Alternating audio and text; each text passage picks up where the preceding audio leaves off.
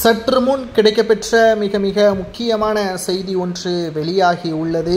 எடப்பாடி பழனிசாமி மற்றும் பன்னீர்செல்வம் இவர்கள் இருவரும் சந்தித்து பேச உள்ளதாக தகவல்கள் கிடைக்கப்பெற்றுள்ளது.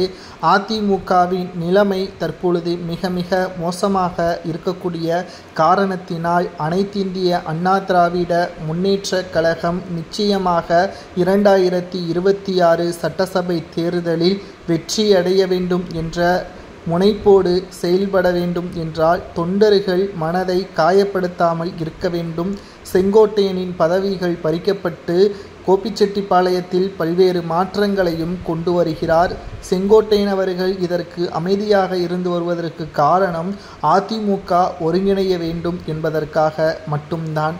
தொண்டர்களது முடிவிற்கு ஏற்ப எடப்பாடி பழனிசாமி அவர்கள் ஓபிஎஸ்ஐ சந்தித்து பேச வேண்டும். அதிமுகவில் இருக்கக்கூடிய பிரச்சனை தான் என்ன, அதை முடிப்பதற்கு வழிதான் என்ன? நமது எதிரி ஓபிஎஸ் கிடையாது, திமுக தான். திமுகவின் ஆட்சியை தான் ராஜினாமா செய்ய வேண்டும். தற்பொழுது அதிமுகவின் ஆட்சியை அமைக்க வேண்டும் என்பதை எடப்பாடி பழனிசாமியிடம் தொண்டர்கள் கூறி வருகிறார்கள்.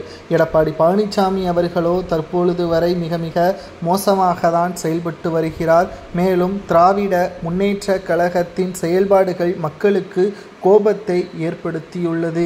மேலும் அனைத்திந்திய அண்ணா திராவிட முன்னேற்ற கழகத்தை பொறுத்தளவிற்கு மிக மிக செயல்பாடுகள் அனைத்தும் தற்பொழுது ஒட்டுமொத்தமாக கிட்டத்தட்ட திராவிட முன்னேற்ற கழகத்தை மக்கள் வெறுக்கக்கூடிய நிலை உருவாகிவிட்டது. அதை அதிமுக கச்சிதமாக பயன்படுத்தி கொள்ள வேண்டும். இல்லை என்றால் நிச்சயமாக திராவிட முன்னேற்ற கழகம் மீண்டும் அதே நிலைதான் 2026 ஆட்சியை 3.5% வித்தியாசத்தில் கைப்பற்றும். அது நடக்காமல் இருக்க வேண்டும் என்றால் எடப்பாடி மனம் மாறி ஓபிஎஸ்ஸுடன் பேச்சுவார்த்தையை நடத்தி பிரச்சனையை முடித்து சட்டசபை தேர்தலில் ஒரே கட்சியாக அதிமுக பாஜக கூட்டணி தமிழக வெற்றி கழகத்தையும் பிரேமலதா விஜயகாந்த் அவர்களையும் குறிப்பாக பாட்டாளி மக்கள் கட்சியையும் இணைத்து சட்டசபை தேர்தலை எதிர்நோக்கினால் நிச்சயம் திமுக டெபாசிட்டை இழக்கும், எதிர்க்கட்சி அந்தஸ்தை இழக்கக்கூடிய நிலைமையும் உருவாகும் என்று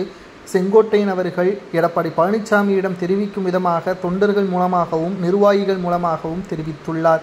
இன்னும் ஒரு சில நாட்களில் எடப்பாடி பழனிசாமி அவர்கள் ஓபிஎஸ்ஐ சந்திப்பார் என்றும் கூறப்படுகிறது. அப்படி சந்திக்கவில்லை என்றால் அடுத்த 3 மாதத்தில் பொதுக்குழுவை கூட்டி எடப்பாடியின் மீதே பல்வேறு குற்றச்சாட்டுகளை முன்வைக்கலாம் என்ற தகவலும் கிடைக்கப்பெற்றுள்ளது. உங்களது கருத்துக்களை கூறுங்கள். ஓபிஎஸ்ஐ எடப்பாடி சந்திக்கலாமா வேண்டாமா என்பதை தொண்டர்களாகிய நீங்கள்